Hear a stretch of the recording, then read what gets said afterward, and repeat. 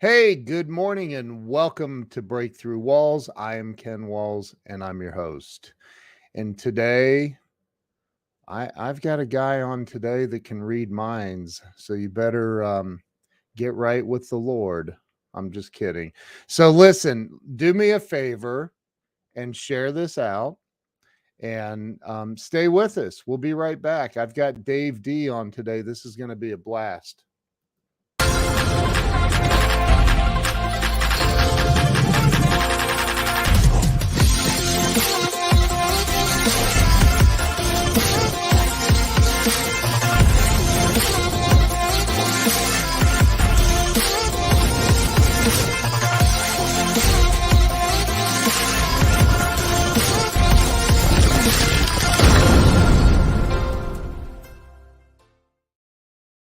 And we're back. Let me bring Dave Dee on the show. Dave, welcome. Hey, Ken, thanks for having me. I'm super excited about being here, man. I'm honored to have you on here, man. Just don't be reading my mind. People are probably wondering what the heck is he talking about? I know. Well, we're gonna dive into that, but I started the show. It's been a little over 4 years ago now, and honestly, I think it was selfish motive. I was in a stuck place in life, and I'm like, if I get enough people to tell me their story of how they got unstuck, I might be able to figure something out in my life. And man, it's worked. So Dave, I'm excited to hear your story. Let's start with where you were born and raised. Yeah, I was born and raised in Springfield, Massachusetts, to what my friends still refer to as Ward and June Cleaver. Now that I'm dating myself there, so some people may not know what we're talking about, but if you see the show, Leave It to Beaver, sure, those were my parents. So I grew up in a very, very traditional household with dad worked, mom stayed home. So I was very, very blessed as a kid. That's awesome. So was Wally your brother? No, there was no Wally. There was just two sisters, and one of them was more like Eddie Haskell. Just so geez. So, yeah, we're not going to say which one in case they see this. By the way, I do a lot of interviews. I've never referenced the beaver before, but so there we go. This is a first. Hey, that was one of my favorite shows. Oh God, I love it. We need a little bit more of that in the world today, quite frankly. We can have a whole conversation about that. That's for sure. Could. So you grew up in Springfield, Mass? Yeah, grew up in Springfield, Massachusetts. Okay. And ever since I was 8 years old, my grandmother gave me a little magic set when I was 8 years old. And I fell in love with the art of magic. I loved it. Not like most boys at some age and some girls, but mostly boys, get a magic set and they play around with it. But I was head over heels. And I really knew really early on in my life that that's what I wanted to do for a living. It was beyond this is just fun. Yeah. Really? Yeah. And my parents thought it was kind of cute when I was 8 and 9 and 10. They didn't think it was so cute when I was 17, 18. Right. And so I got a lot of negative feedback just because they didn't know. The greatest parents on the planet, but they just didn't get it. And they thought, get a job and get the gold watch and all of that kind of stuff, because that's the era that they were brought up in. Yeah. And so for the longest time, I followed a very traditional route. I went to the University of Massachusetts, got a degree in communication, got into a radio station, was involved in radio advertising sales. And I was, by the way, I teach selling now and persuasion and influence. I was, Ken, the worst radio advertising salesperson on planet Earth. I couldn't sell my way out of a wet paper bag. It was bad. Do you know this guy, Ben Gay III? Yes, absolutely. Look at that. He was born in Ben, how you doing? Springfield, Massachusetts, and lived in East Long Meadow. Wow. Wow. Ben the legend right there. Wow. Fenway Drive. Wow, that's awesome. Wow. And so it wasn't until my 20s, I moved away from Springfield. I moved to Atlanta, Georgia to take a job as a a demonstrator, actually pitchman in an executive magic store. So there was a series of these executive magic stores in nice hotels in Atlanta and throughout the country. And basically, our job was to draw in a crowd of not magicians. Basically, the pitch was that we were selling overpriced magic tricks to unsuspecting conventioneers. And that's when I really started getting good at, well, drawing in a crowd, keeping the crowd, demonstrating, and then selling the trick afterwards. And I became the top salesperson for the company. And they made me sales manager, which basically meant when somebody missed a shift, I got to do a double shift. And I'm going to lay out a number for you here, Ken. And I don't want you to be jealous of this. And I don't want the viewers to be jealous of the number I'm about, because I'm not bragging. But my best year, Ken, $22,000 I made. You go on with your bad self, Dave. And what's interesting is, sometimes, actually, every time I speak, I make more than that in an hour. Right. But it got me on the path. And then I actually got fired from that job because I had very entrepreneurial spirit and I really was not into it. And so now I had to make a decision. Was I going to make my lifelong dream a reality? Or was I going to take the traditional route, which I've been brought up to do? And it was a struggle, but working for someone else felt like death to me. And I had this passion since I was 8. And so I decided to go for it. Wow. And the mistake that I made, because this is breakthrough walls, the mistake I made is the mistake that a lot of people who sell a professional service make. And it's, I believe, because I was taught that if I just got really good at what I did, I would be successful. So I spent all my time practicing my show, practicing my act, getting really good at what I did. But the problem was that wasn't translating into business. And I was only doing about 3 shows a month. And then I heard something which literally changed my life. And hopefully someone listening, can have a profound impact on their life as well, which was this. It's more important to be a master marketer and a master of selling than it is to be a master of your craft. Now, that's not to say you don't have to be good. That's just so people misinterpret it. But there's a saying in show business, there's 2 words, show and business is the bigger word. Yeah. And so for some reason, Ken, that clicked in my head. Like I was missing the business part of this.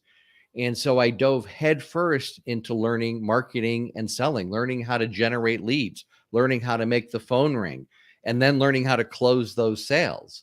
And once I really put my focus on the area that it should be, which was on the business part of the business, I went from doing 3 shows a month to averaging 25 shows a month in less than 90 days. So if someone's out there, whatever your business is, imagine that jump.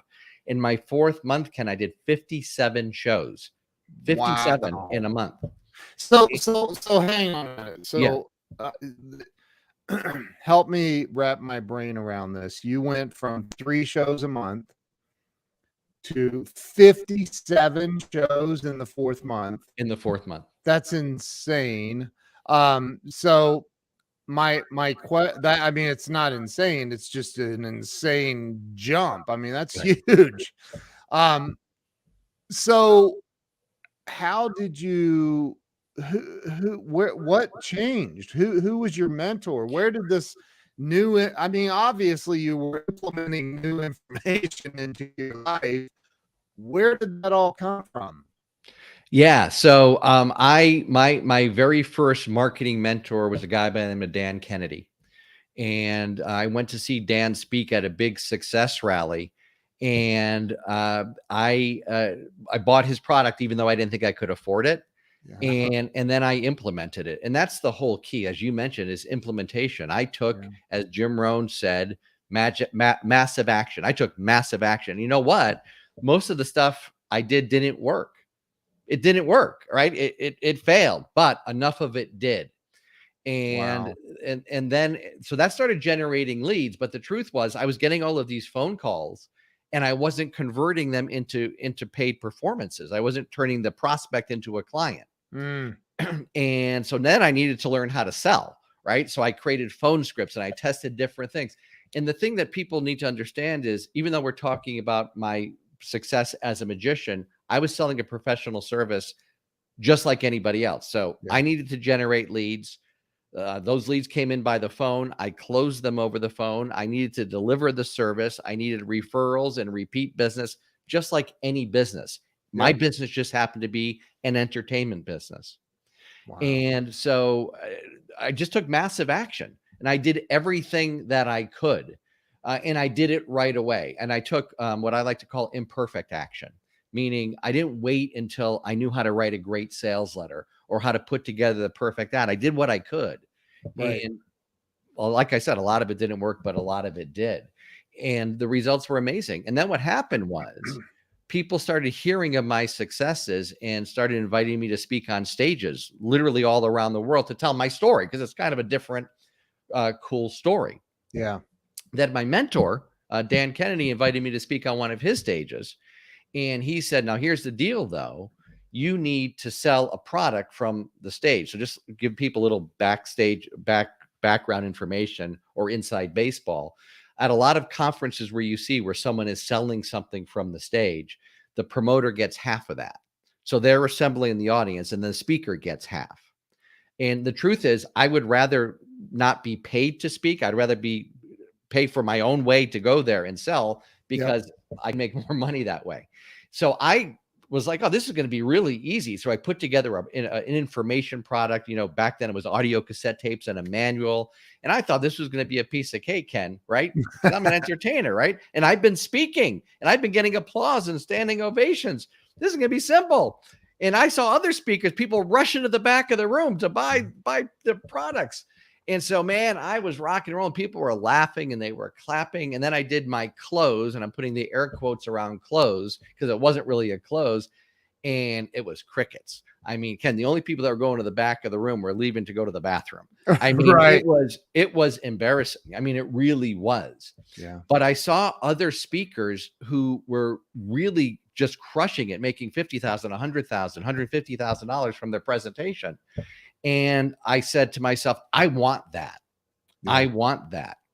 Yeah. And so I did the same process that I did to go from the 3 shows a month to 25 shows a month to 57 shows a month.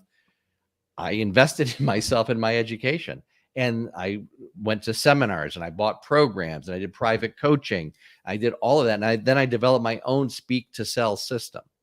Yeah. And fast forward, I was invited again, because this was an annual event. 2 years later, Dan invited me to speak again at his event, but this time I wasn't on main stage. So when you bomb at one of these events, you don't get put back on main stage. Right. So I was in a breakout session in the bowels of the hotel the first thing in the morning.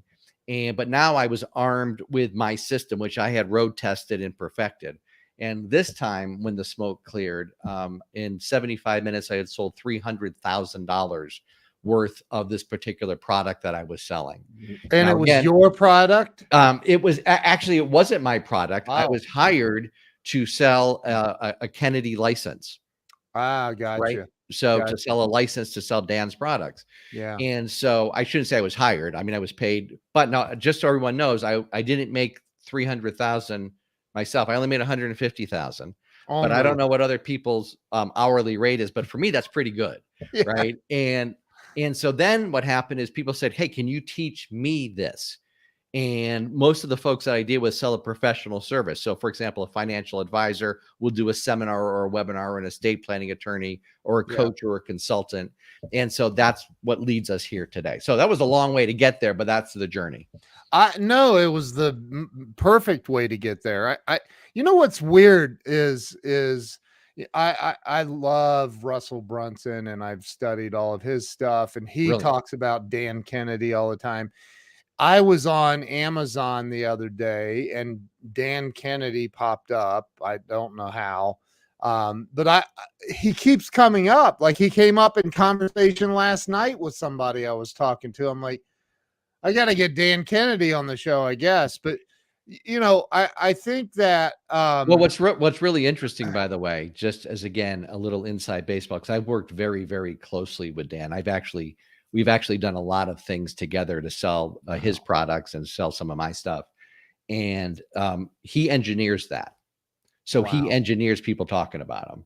That's one of his best lead generation methods. So a takeaway for everybody is, well, how can I engineer so my clients are actually, when they're at a cocktail party, how can I get them talking about me as the business owner? By the way, it's one of the things that I did to boost my shows. So it wasn't just from marketing.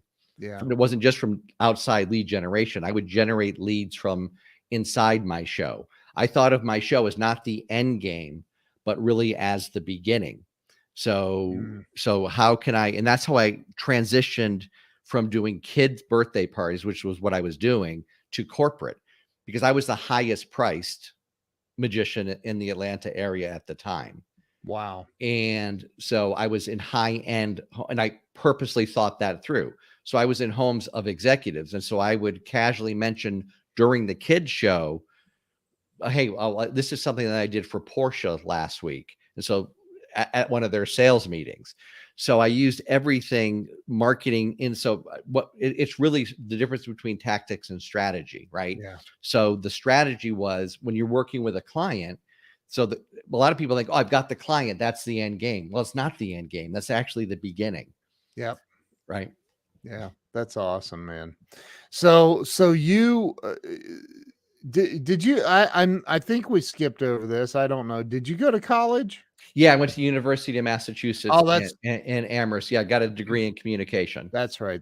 We didn't skip over it. You Yeah, and I mentioned did shows while I was in college and things like that. I did a hypnosis show, by the way, with zero hypnosis, like zero training, like zero. I said, yeah, I can do that. So the first half of the show was mind reading, mentalism. The second half of the show was hypnosis. It went over well, which was good.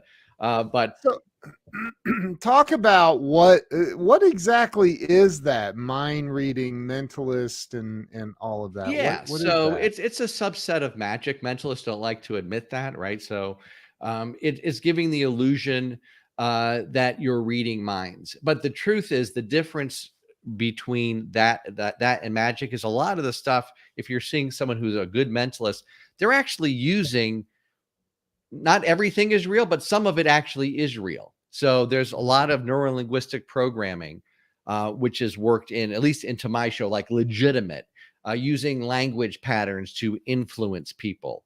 And that's what I incorporated into my one-to-many selling system, right? I Wow. incorporated a lot of that stuff. So subliminal persuasion strategies, the real stuff, into the system. So to give you an example, one of the things that you want to do when you're selling one to many, whether it's in a webinar or in person or on video, is, and you're doing a complete sales presentation, is you need to answer all of the objections in advance.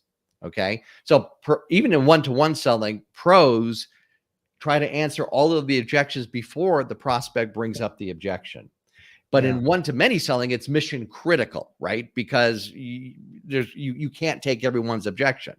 Right. And so I know that one of the objections when I'm selling a product from the stage or a service from the stage is going to be the price. For some people, is they're going to say, "Whoa, I can't afford that." Yep. And so what I do is I want to subliminally answer that objection during the presentation. So here's how I do it every single time. I tell my core story. Okay. I tell my origin story. Now I tell it different. It's the same story, but I tell it different because it's set up to sell. I'm not selling anything here. Right. But one of the things that I do is I talk about going to that seminar. And I talk about when Dan said what the price of the product was. And I said, you know what? I thought to myself immediately, oh, I know I need this. I want this. This is going to be the game changer for me. But I didn't think I could afford it. But you Mm, know what? Then I remembered something that Jim Rohn said. Jim Rohn said that successful people invest in themselves and their education. And I knew that if I wanted to be successful, I needed to do what successful people did. So I went ahead and I invested in the program, even though I didn't think I could afford it.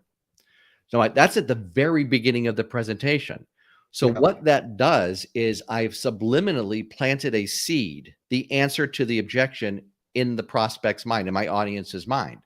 If when I say the price towards the end of the presentation of whatever it is I'm selling, the person doesn't think it's expensive, well, no harm, no foul. However, for the person that, or the people that do say, geez, I'd love to get what he's selling, but I can't afford it, that seed sprouts. And they remember, well, wait a minute, successful people invest in themselves and their education. Yep. And I know for a fact that this works, because after every single time, every time, someone will come up to me and say, you know what, this is really more than I think I can, that I can invest. But I remember that thing that Jim Rohn said about successful people investing themselves in their education. And so that's an example of planting. It's very subliminal. Now, there's a big difference between that and saying to the audience after I say the price. Now, some of you might be thinking, well, I can't afford this, right? Totally different. Totally different. Wow. And so, yeah.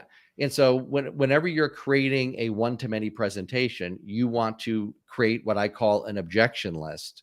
What are all of the objections someone would have for not moving forward? Why would they not schedule an appointment with you? Why would they not schedule a consultation with you? Why wouldn't they buy the product that you're selling? Why wouldn't they take the next step? And you write all of those down, and then you weave in the answers throughout the entire presentation. So one way is subtly, another way is also subtle, is to answer it with an objection, right? Yeah. So let's say that one of the objections is, well, this is going to be a lot of work. And so you could have a testimonial from someone that said, you know, when I first heard about this, I thought it was going to be a lot of work, but here's what I found. It wasn't a lot of work. It was a lot easier than I thought. So again, putting that subtle type of answering objections using subliminal language in subtlety is really important. You know, I think that if people really understood what you're talking about and the power of it, I remember, and my buddy JR says, what is Ken thinking? I remember I was selling for this company years and years ago, and we had a presentation, and this one part of the presentation was called killing off the competitors. And it was literally doing exactly what, you know, I was selling bathroom remodeling or something. And it was, well, you may want to go to a regular contractor, but have you seen any of the experiences people have with contractors? And you're just bringing out the objections throughout the presentation. I love that, man. You're making me sit here and think, okay, what part can I tweak in mind to do exactly what you're talking about? Because it works. Yeah, it works really powerfully. If it's okay with you, I mean, I want to give massive value to people. Sure. If you think it's a good idea, if not, we can move on to something else. I'd love to go over the exact structure of a one-to-many presentation. If you're willing to do that, drop a 1 in the comments if you'd like Dave to do that. I think it'd be brilliant if he did that, man. Yeah. Okay, great. I'd love to. Okay. Yeah. So, and then if people have any questions or anything like that, Ken, I'm happy to answer those as well. So this is a structure for a webinar. This is a structure for an in-person presentation. This is a structure for a video, whatever. All right. Okay. This is a one-to-many. This is exactly how you create a one-to-many presentation that sells. Remember, there's a huge difference between speaking and getting applause, which quite frankly is easy, and speaking to sell. Okay. So here are the 3 parts, and then I'll tell you what needs to happen in each part. So you've got your opening to your presentation, then you've got your middle piece, and then you've got your close. The first thing to understand is that the entire presentation is a close. So from the very first thing that you say, all the way through all of your stories, all of your examples, all of your teaching points, the entire point is to close the sale. So your entire presentation is a close. That's not to say that you're not delivering great value, because you are delivering great value. I'm going to share with you exactly how to do that. So the first tip is that you start building the close first. So as Stephen Covey, the late Stephen Covey said, you begin with the end in mind. So you build your close first. Well, what almost everybody does is they start at the beginning of their presentation and work their way through to the close. No, you create all of your closing slides, your closing script first, because that informs you as to what you need to say in order to set up that sale. But for our purposes and to make it easy to understand, we'll start at the beginning. So here's what your opening needs to accomplish. The very first thing your opening needs to accomplish is grab the audience's attention. And so the way you do that is by making a really big, bold statement, a bold promise that you can follow through on. And let me give everybody the basic structure. So hopefully people are taking notes, because I want this, Ken, to be the most valuable one of the breakthrough walls that they've ever watched. Okay. So here's what you want to say. It's something to this effect. In the next blank minutes, in the next 57 minutes, I'm going to share with you a 1, 2, 3 step-by-step strategy for accomplishing X, Y, and Z. So again, in the next 75 minutes, I'm going to teach you a 1, 2, 3 step-by-step strategy for creating a webinar that will get, first of all, a ton of people signed up for it, people engaged, and most importantly, more prospects buying your product or service than ever before. In fact, I'm going to share with you how you can sell more of your products in 1 month than you currently do all year. So I just made that up off the top of my head, but that's a big, bold promise. The promise has got to be tied in, Ken, with what the audience desires. So you need to really know who your audience is, who your prospects are. So that's the very first thing that you do. The second thing that needs to be accomplished is you need to let the audience know that they're in the right place. And so you're going to say something to the effect of, this is for you if, and then you're going to talk about the prospect. This is for you if you sell a professional service and you're really good at what you do, but you're not getting the results. You're not getting enough clients. You're not making all the money that you desire. And you know that you could and should be doing better. So now the audience can say, yep, this is for me. It's really important, all of these pieces, especially at the beginning of the presentation, because on a webinar, if you don't grab their attention right away, they're gonna click off. They're gonna lose. Yeah. They're gonna watch something else. In person, they're gonna mentally check out. And today, people are so rude that they'll actually turn on their phone, right? Right. So you don't want that. So then the next thing that you do, remember, this is all in the opening. The next thing that you do is something called future pacing. Future pacing is where you paint a scenario of exactly how their life can be if they follow and do what you tell them to do. But then you also future pace the negative. Here is what will happen, or here's the possibility of what will happen if you don't listen very carefully. Now, you don't use this exact language, right? Okay. But you want to paint both the pain and the pleasure scenario, right? As Tony Robbins has taught, there's two motivating forces, pain and pleasure. So we've got moving towards motivation. We've got moving away from motivation. We want to use both. Right? Yeah. So now we've made a big, bold promise, got their attention. We said, who's this for? We then future paced. Now, the next piece of your opening is, why should I listen to you? Why should I be listening to you? And this is where you tell your origin story. And your origin story needs to connect with the audience. So even if you're talking about yourself or you're talking about your business, even though you're talking about yourself and you're talking about your business, you really need to relate it to the audience. So a couple tips on this. Number one, you want to show a picture of your family.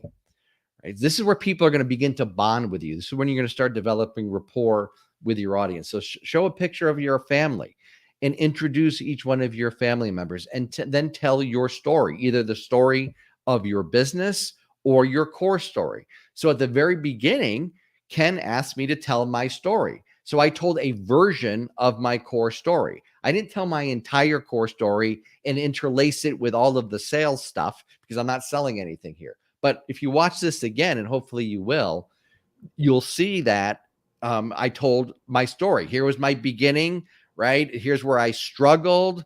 Here is my breakthrough point, and here's the after point. So that's the basic part of the story. Is this all making sense, Ken? Yeah, big time. Yeah. Okay. All right. So that's all of that is the opening. Now we go into the center section of the presentation, and I used to call this the teaching section of the presentation, but that gave my students the wrong idea. This is, and everyone should write these words down, this is the content that sells section. So here are some big rules about this. Number one, you want to deliver 3 pieces of information, not 4, not 5, 3. So, and here's why. You can look up the power of 3. If you Google the power of 3 when it comes to storytelling, you'll see there's studies that are done on this. Wow. Notice how I started, Ken, this presentation. There are 3 things that you need to know: your opening, your middle, and your close. Now, under each one of those 3, I'm teaching things. Now, by the way, I'm really teaching things here.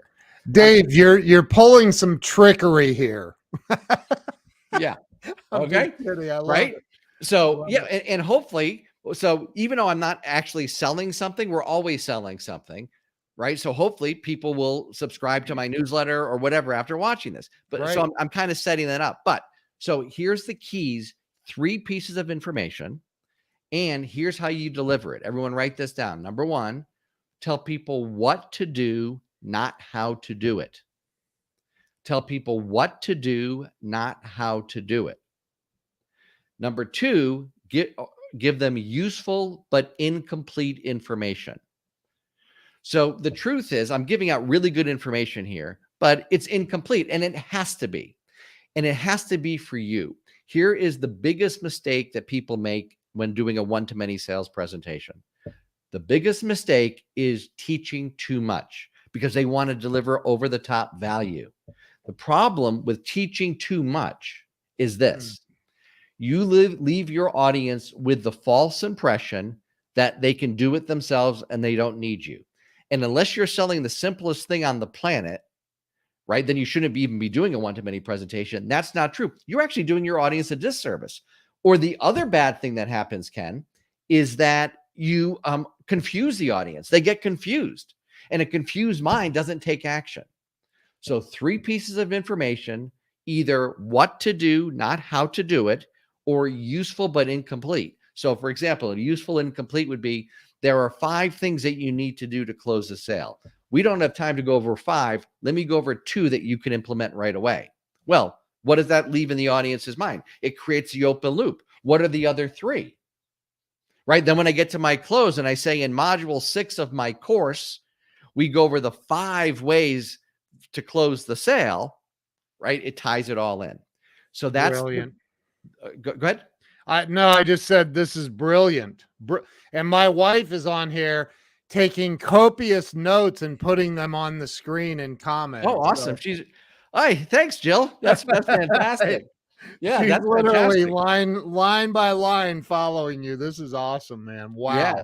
And so, I mean, I think the biggest takeaway from the center section is you're really doing your audience a disservice when you overteach. You're not delivering over the top value. You're doing them a disservice. That is, let me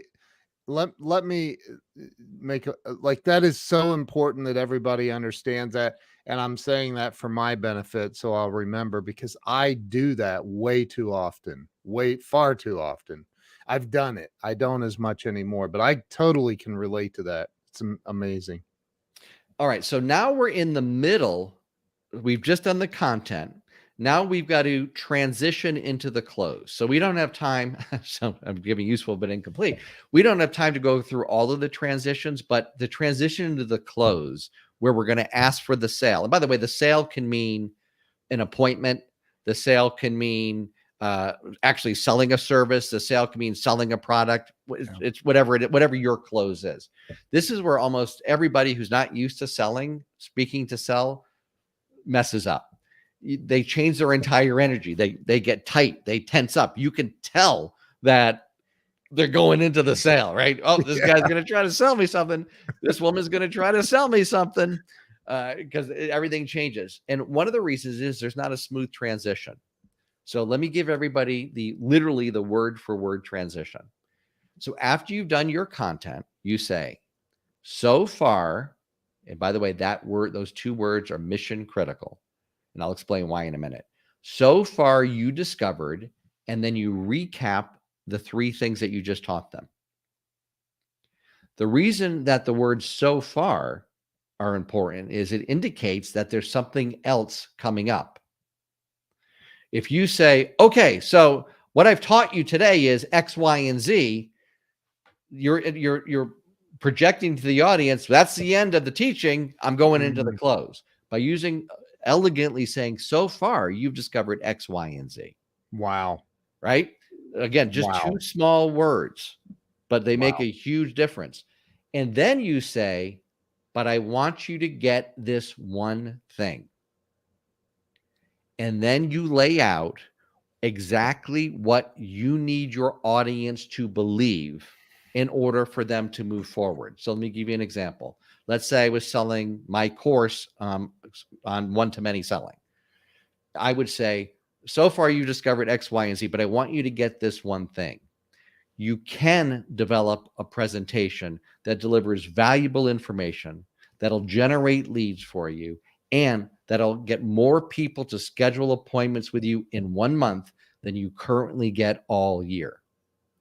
So again, whatever I need my audience to buy into that in order for them to buy my product. So what is it for your service? You can, even if you're behind and saving for retirement, you can develop a plan for saving the money that you need for retirement so you can live out your golden years in style and never worry about making money. Now, again, I'm just making this up off the top of my head, but you get the idea. Wow. Then from that, you say, the question you're probably asking is, how do I make that happen? Now you're into your close. So again, I know I'm going quickly here because I'm trying to pack in a lot of information, but that transition is so beautiful and so elegant and graceful and smooth. And then you introduce your solution.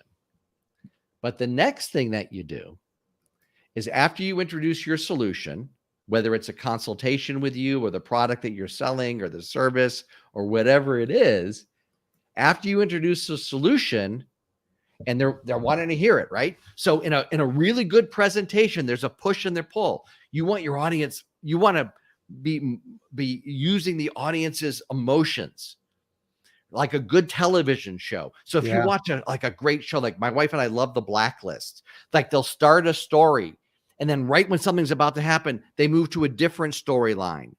And then a different storyline. Then they come back because it keeps the audience engaged in the presentation. So after I've introduced my solution, they want to hear more about it, right? I don't tell them. Here's the next key. But before I tell you about it, let me tell you who this is not for.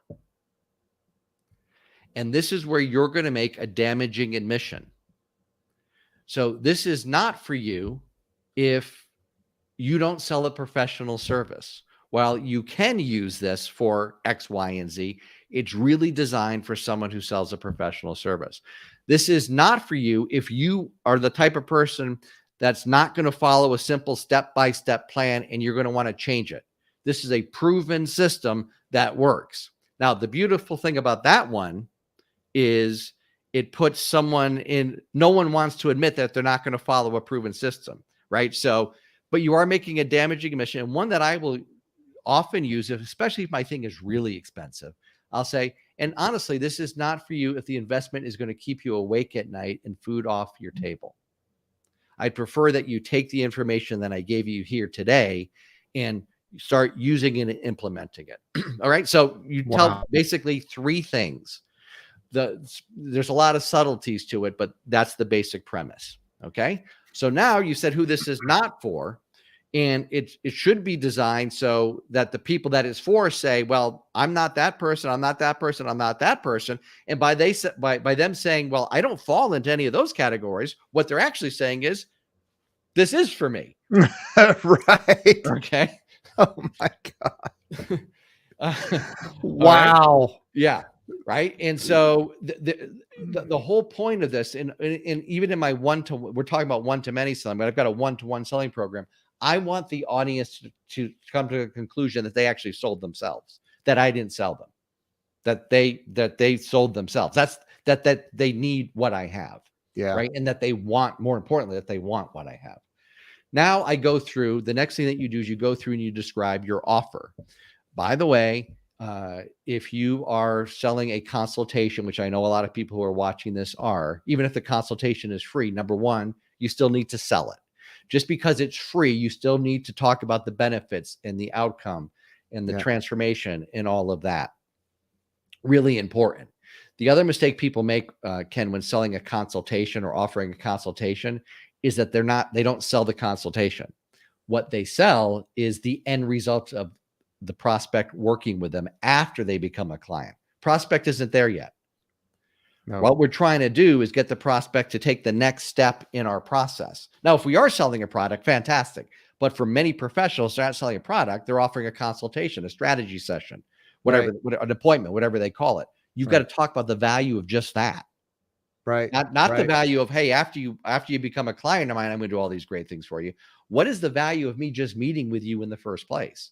And so you describe that. And by the way, a free strategy session or free consultation or appointment is not an offer. It's just a part of an offer. Right? That's not enough. You've got to build up an offer just as if you were selling something. And then, so you've talked about your offer. You then do your call to action, telling them exactly what you want them to do. Yeah. And by the way, I don't know if I know you know who Gary Halbert is, but a lot of folks never heard of Gary Halbert. I don't know who that is. Oh, you don't know who Gary is? Okay. No. So Gary's a brilliant marketer. He was a brilliant marketer. He's passed away. He called himself the Prince of Print, the world's greatest copywriter. A lot of people really thought he was the world's greatest copywriter. Wow. And just a brilliant, brilliant guy. And one of the things that he taught, and when doing your call to action, and it shows you how old this advice is, but it still pertains today, is if you want someone to get up off the couch after reading your ad and buy whatever it is you're selling, you need to tell them, stand up, get up off the couch, walk over to the phone, pick up the receiver, and hold out your index finger and dial these numbers. His point was a lot of sales are lost because the prospect isn't exactly sure what you want them to do and what's going to happen after they do it.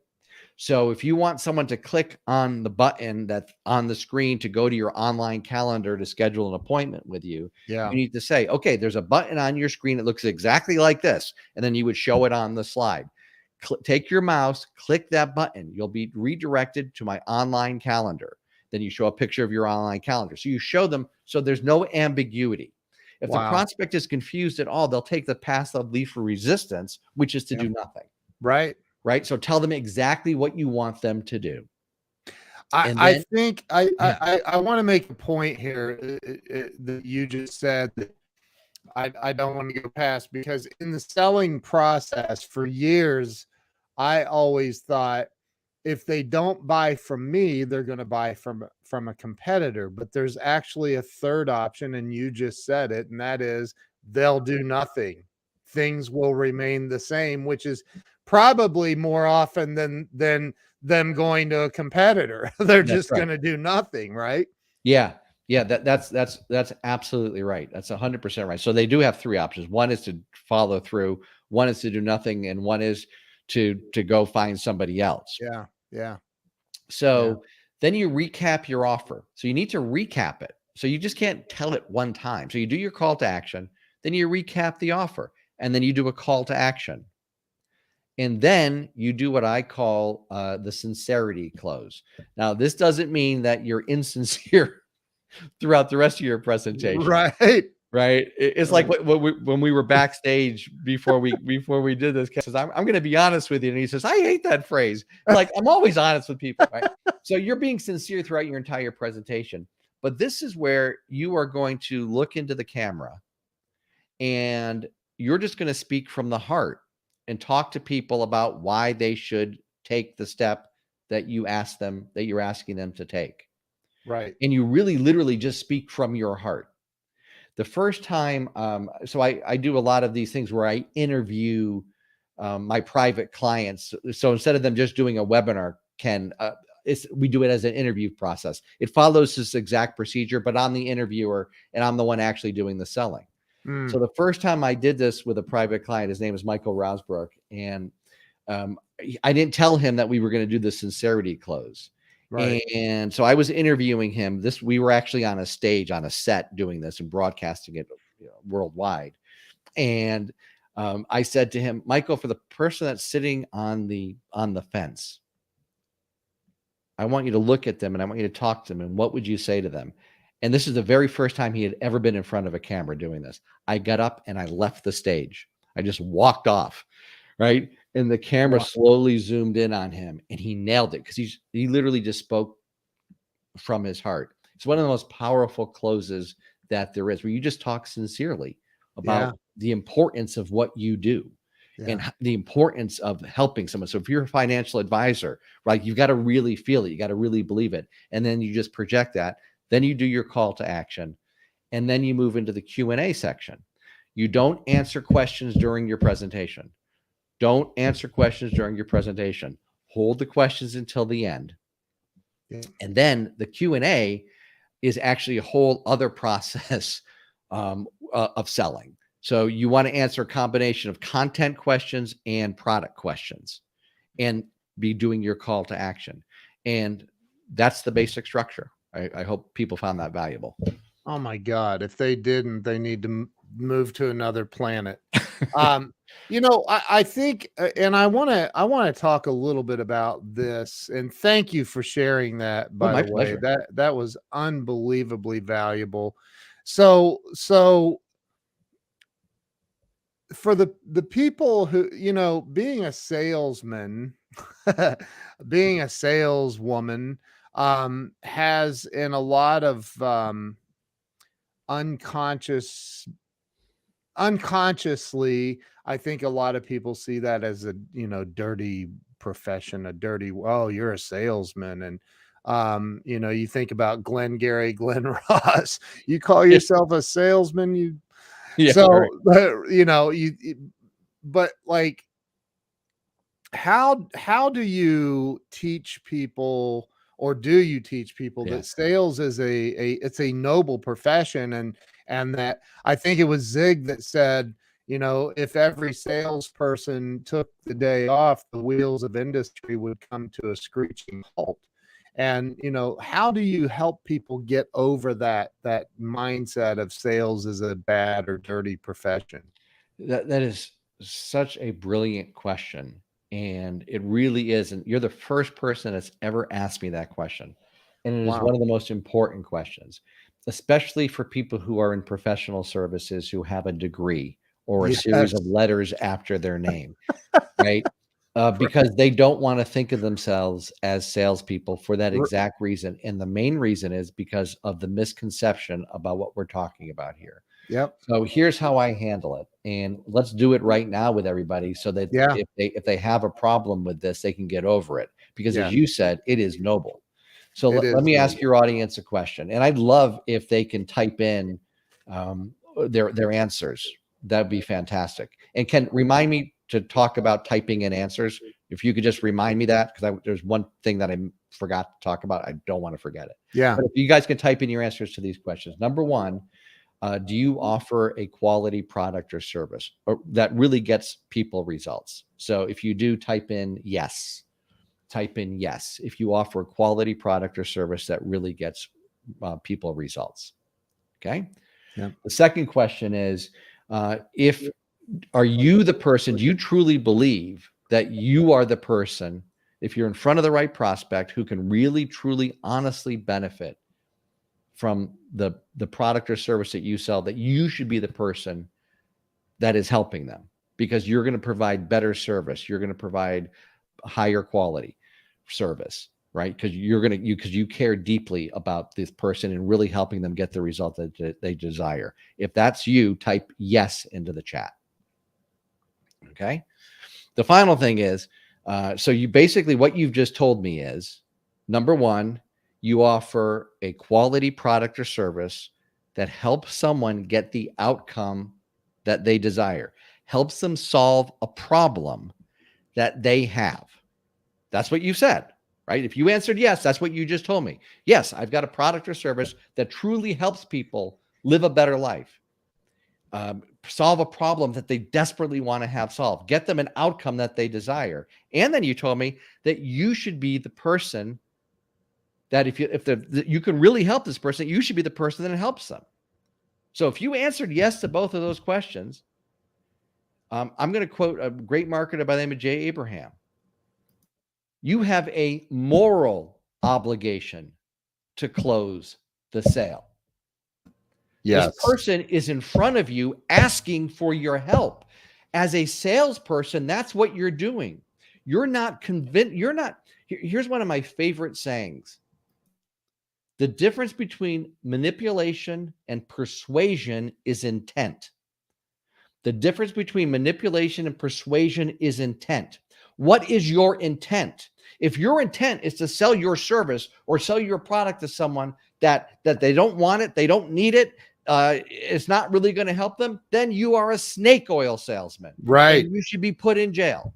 Yes. Okay. But if there's someone is in front of you and they need your help and you can help them, and you say, well, I'm this and so I shouldn't have to sell, you're doing them a disservice. You're doing your business a disservice. You're doing your family a disservice, and you're doing yourself a disservice. But most of all, you're doing your prospect a disservice. That's the difference. And if you really get that mindset, if you really, now I'm getting all fired up here, Ken. I love it. If you truly associate to what you do for people on a deep level, not on a surface level, on a deep level, what you actually do, how you impact them, then you should be motivated to learn every strategy that is ethical to help them make the decision that's going to get the result that they desire. It's your obligation. And if you don't do, and by the way, Ken, some people literally have a moral obligation. The estate planning attorney, who I work with a lot of, they have a moral obligation. Yes, they do. The financial advisor has a moral obligation. The dentist, the doctor has a moral obligation. The chiropractor, who's a doctor, has a moral obligation to close the sale. And to not do it is really a dereliction of duty. They should be suspended. But I mean, I'm sitting here. You're right, man. I'm thinking about dental friends I have, and and I think that gosh, you made so many points. They have maybe the 3 or 2 letters after their name, and they think, okay, people need to just show up and write me checks. That's just not the way it works. Well, on a more practical matter, on a more practical, less esoteric, motivational level, here is reality. The best person is typically not the person that is the most successful. The person that is best. Now, maybe we don't think that that's fair, right? Maybe we don't think that that's the way that it should be. But guess what? The person who's the best marketer and the best salesperson is typically the person that's most successful. Now, the ideal is if you're really great at what you do and you're great at closing sales and generating leads and getting referrals and all of that. Yeah, that's the ideal scenario, right? And those are the people who I like to deal with. But the classic example, and this drives financial advisors crazy, is they talk about Susie Orman, right? If Susie Orman came and set up shop next to you, do you think Susie Orman would have any trouble getting clients? Does Susie Orman better financial advisor than you? And they all go crazy. No, she's not. Well, then how come Susie Orman would crush you like a grape? Yep. Right. Well, I mean, there's a lot of reasons. So, but again, the real point is that you do have an obligation, and you'll be helping more people. Sales is about helping people find solutions to their problems and get them the outcomes that they desire. That's what sales is. That's all it is. Yep. My buddy Grant Cardone says the best known will always beat the best. And Grant is 100% correct. It's the truth, man. It's the marketing that goes behind it.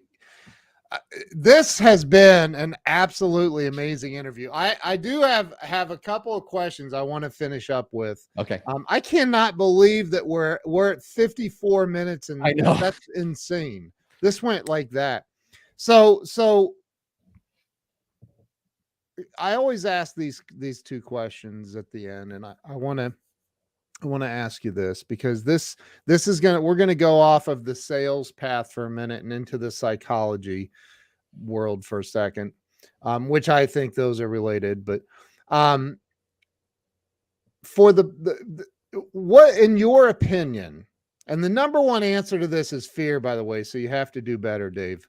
But in your opinion, what do you think stops people from having two things? Number one, real financial success, and number two, freedom and real joy and happiness in life. And I do think those two things are related. I've been homeless and broke, and I've been wealthy, and homeless and broke sucks. Right. So what do you think is holding people back in life? Yeah, so I wouldn't say it's fear. I would say it's lack of a clear vision. I would say is not knowing specifically what success looks like to you. What is your definition? One of the best exercises I ever did, Ken, was years ago, and I forget who it was. It might have been my buddy Frank Kern. But he said, write down what your average perfect day looks like.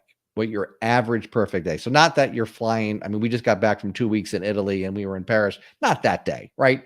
A day that a normal day that you would live. And I wrote this down years ago, exactly what I wanted that to look like. And every year I wrote it down. And I was going through an old journal the other day. And one of the things was that I was living in a beautiful home with huge floor to ceiling windows, which overlook the forest. And I was married to someone who I was so attracted to. So it was smart, and we laughed all the time. And I mapped it out. And I was going through an old journal that this was in, and it hit me. I'm living in that house. Like, you walk into our home, we have these huge floor to ceiling windows, and I totally forgot about it. I am married to my wife, Kali, who's also my business partner. I can't imagine. I never knew what that was supposed to feel like, what love was supposed to feel like, until I met her. And everything. Wow. And so if you don't know what it is, if you haven't really thought it through, and also tied it into your values, tie your goals into your values, and then into your vision, then how do you know what success is? How do you know what path to go down? And then I think the other thing that stops people is at any bit of adversity, they quit, because the vision and the reasons why, not having powerful enough reasons why they want to achieve this, is one of the major factors. If I don't have powerful enough reasons why, at my first sign of adversity, I quit.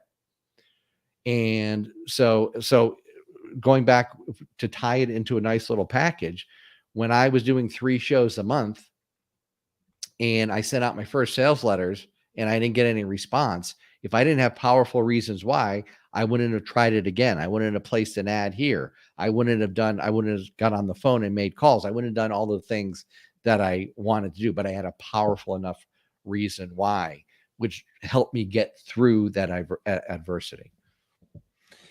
Wow. So powerful. So powerful.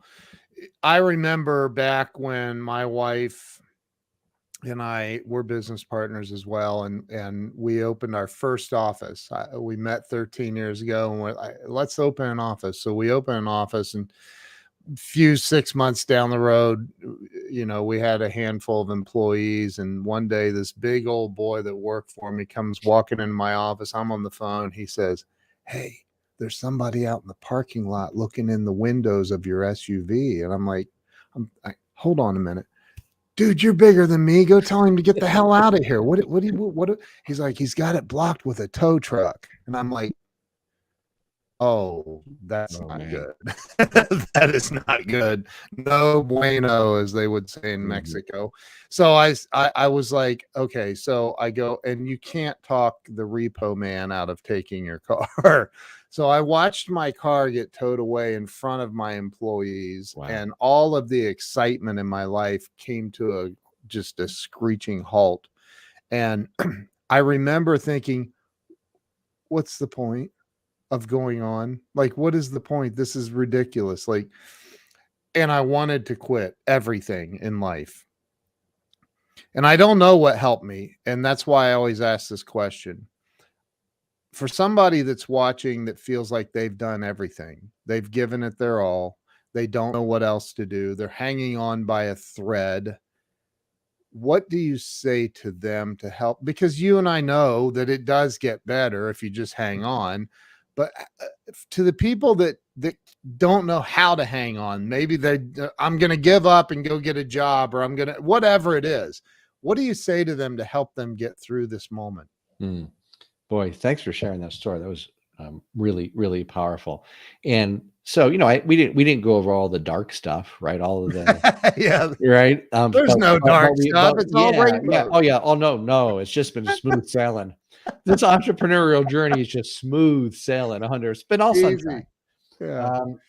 The thing that I would say is recommit, go back, what are your reasons why? I keep going back to that, but it's the truth. What are the reasons why are you really doing this? And recommit. And there's a book, it just came out, it's by Ed Milet, and it's called The Power of One More. And the basic premise of the book is do one more thing, give it another shot, do one more, and then do one more. Now, by the way, that doesn't mean keep doing the same things, right? So if you've tried the same thing over and over and over again, it's probably not going to work the 15th time you do it. Try something else. There's a saying in NLP, if what you're doing isn't working, try something else, anything else, right? It's got to be better than what you're doing, but do one more thing, but recommit and ask yourself, by the way, are my reasons why still valid? Because things do change. Maybe the reason that you're not getting what you want is because it's not really what you want anymore. No one likes to talk about that because it's entrepreneurial. They'll just keep trying, never give up.